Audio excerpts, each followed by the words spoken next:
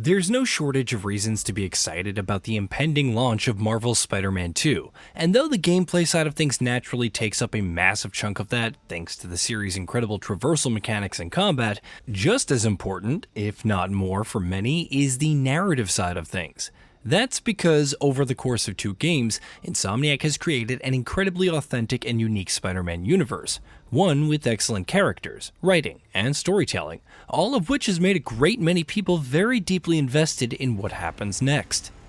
As such, in this 3-part series, we're going to recap the events of everything that has happened in the series so far, paving the way and preparing for Marvel's Spider-Man 2. Here, in Part 1, we're going to focus on the first game. Yes! Ease the deck, Willie!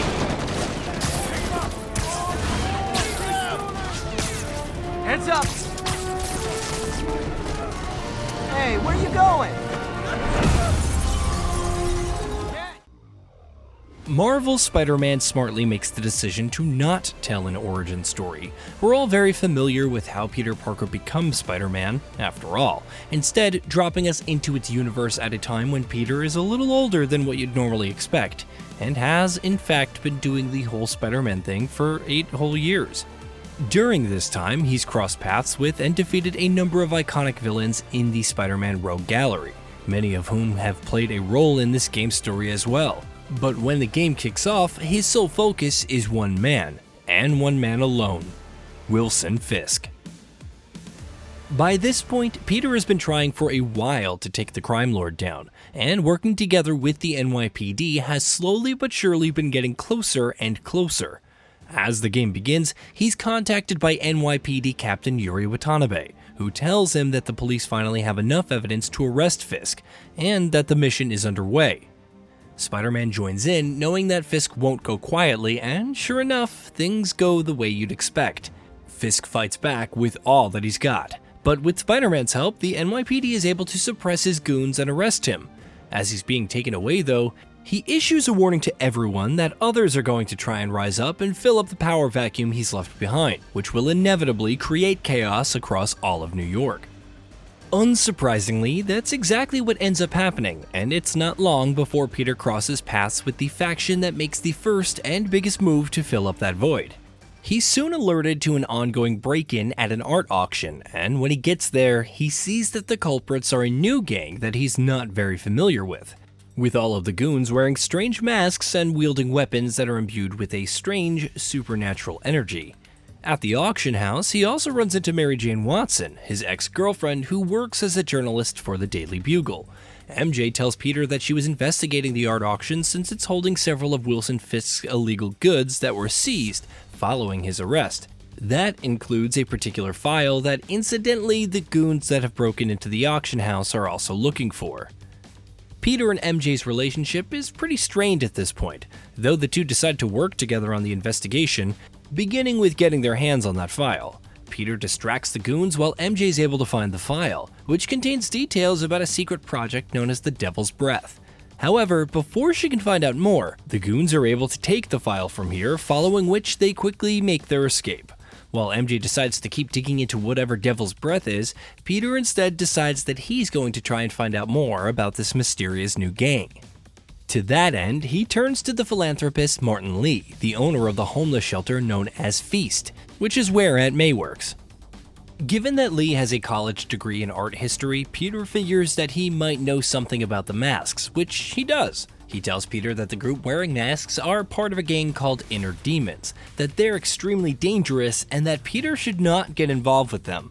But of course, as New York's web-slinger, he's most definitely going to get involved. Before that, however, he has to put a pause on his Spider-Man activities and get back, at least for a while, to his life as Peter Parker. Struggling to balance those two parts of his life as Peter Parker usually does in a great many Spider-Man stories, he heads to his actual job, where he works as a research assistant for the brilliant but penniless scientist, Dr. Otto Octavius. Unbeknownst to Peter, Otto suffers from a degenerative neurological disorder that will eventually cause him to lose all motor functions, motivated by which he and Peter are working on highly advanced prosthesis technology that could potentially replace lost limbs with perfect mechanical replications. In fact, Otto was once an extremely successful scientist in his own right. Though he hasn't found much success ever since founding Octavius Industries, back in the day he co-founded Oscorp Industries with his friend Norman Osborn. Eventually, however, he ended up suing and leaving the company due to ethical issues, more on that later, effectively ending his friendship with Norman Osborn, though Osborn still holds a grudge, it seems. While Peter and Otto are going about their work, they're visited by Norman Osborn himself, who is currently also the mayor of New York. Peter, of course, is also familiar with the man, having been best friends with his son Harry for all of his life.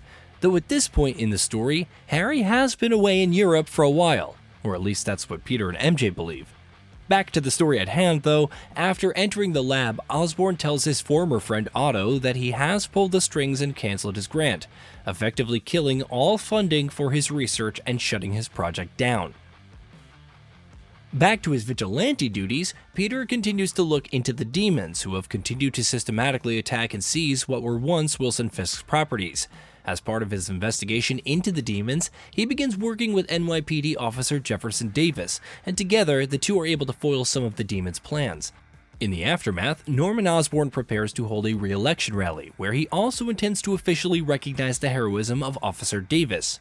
As Spider-Man, Peter has formed a pretty solid friendship with the officer by this point, so he, of course, plans to attend.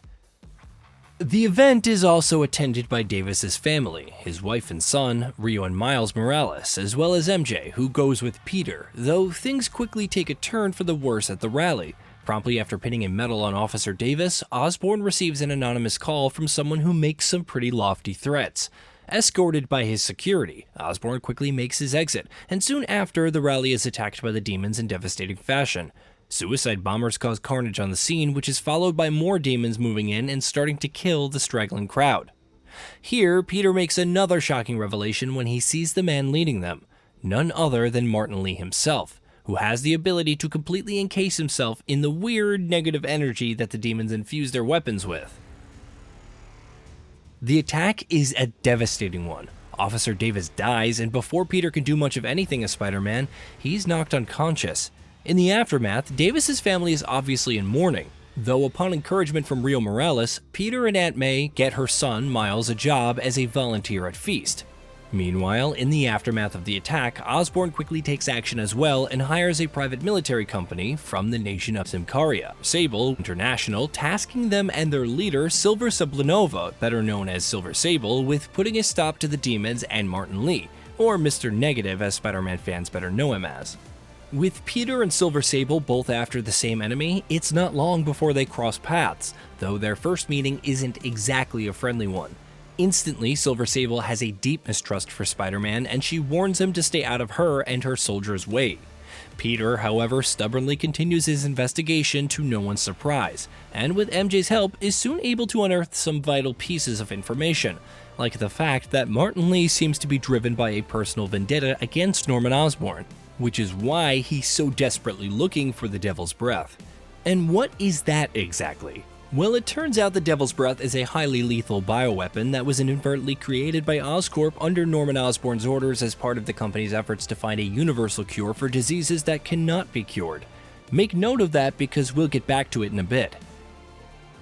As luck would have it though, Lee and the demons eventually succeed in getting their hands on Devil's Breath, after which they attack Grand Central Station, where not only are they holding a great many hostages, including MJ, but are also planning on releasing Devil's Breath to infect the city.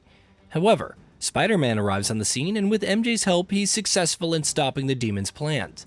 In a fight in the subway that ends with a train barreling through a tunnel and coming to a chaotic stop on the streets of New York City, Peter is able to get his hands on the Devil's Breath and stop Mr. Negative, following which he's arrested by NYPD and imprisoned in the Raft, a high-security prison. As much of a reprieve as that is though, it proves to be a temporary one because things are also taking a turn for the worse where Peter's normal life, or comparatively normal at least, is concerned.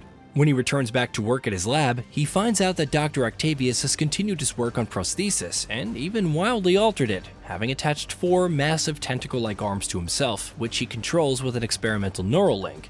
Peter, however, is concerned and tells Otto that the tech is untested and could potentially have severe side effects, including even significantly altering his mood and personality.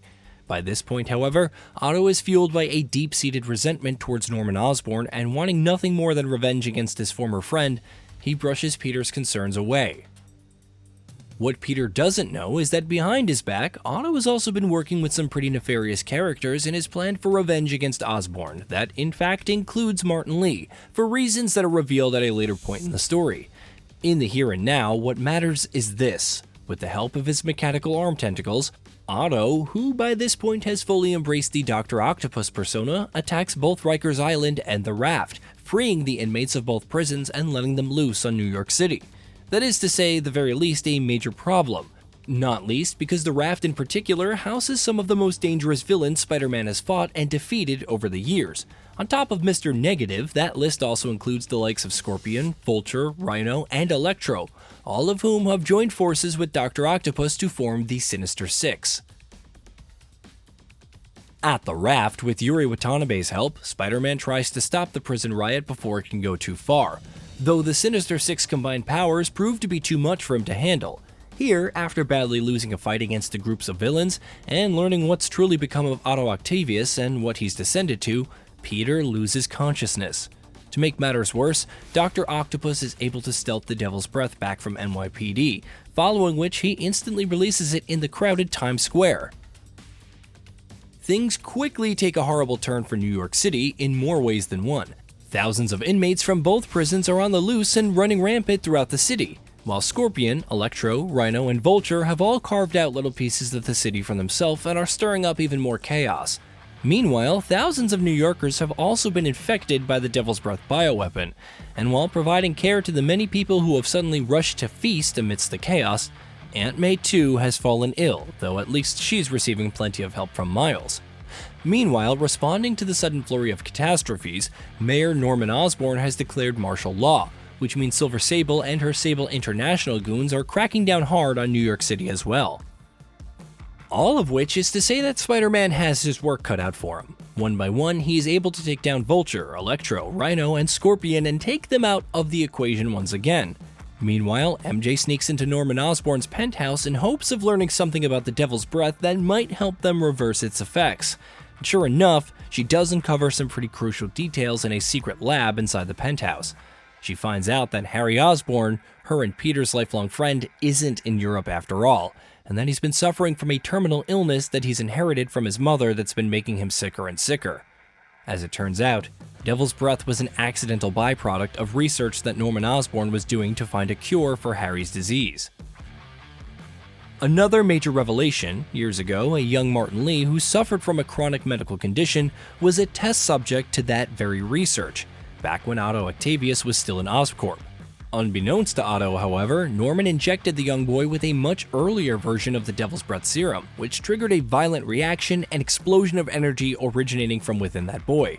The incident ended up killing Martin Lee's parents, leaving him not only with supernatural powers but also a deep hatred for Norman Osborn. And it was that incident that created the rift between Norman and Otto, with the latter leaving Oscorp in disgust of his former friend's actions. That, in fact, was how Otto was initially able to contact Martin Lee several years later again, bringing him into the fold about his plan to extract revenge from Osborn. Crucially enough, MJ also learns that there is indeed an anti-serum for the Devil's Breath, and also finds out the location of the lab where it's being kept. While in the lab, something she only notices in passing is a collection of genetically modified spiders, one of several weird experimental projects that Oscorp works on. And while she's escaping, doesn't realize that one of those spiders manages to latch onto her. Armed with all of the new information that MJ has learned, Spider-Man heads to the lab where he's supposed to find the anti-serum, though there, he has another face-off with Mr. Negative. A tough and grueling fight ensues, but Peter is finally able to defeat Martin Lee, this time for good. However, just as he's about to retrieve the anti-serum, Dr. Octopus arrives on the scene. He overpowers Peter with ease, following which he escapes not only with the anti-serum, but also a captured Norman Osborn in tow.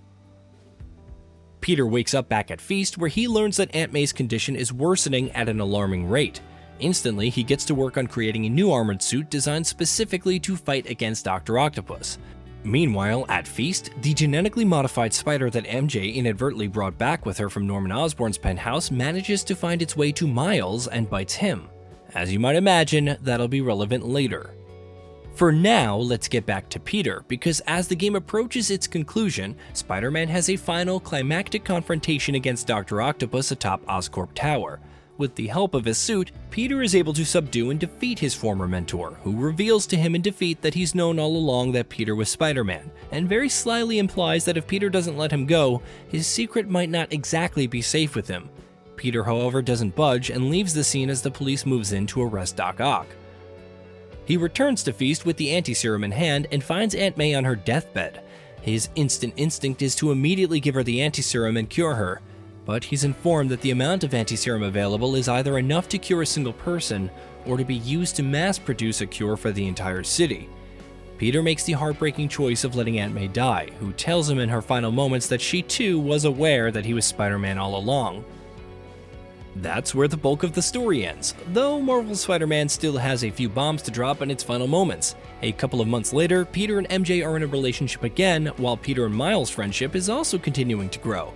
Speaking of which, the game's mid-credit scene shows a concerned Miles showing Peter that he's been developing spider-like powers as of late, with Peter responding by revealing to him that he is Spider-Man. Meanwhile, a post-credit scene reveals that Norman has been keeping Harry submerged in a stasis-like state inside a tank, where he's covered and being kept alive by a thick black goo-like substance that we all know as the infamous symbiote. And that's where Marvel's Spider-Man comes to a close. When we return for part 2, we'll be talking about the events of his post-launch DLC, The City That Never Sleeps. Hey, did you know that we at GamingBolt upload new videos every day? Stick around, drop a like, subscribe, and hit that bell, and let us know what kind of content you would like to see in the future with a comment below.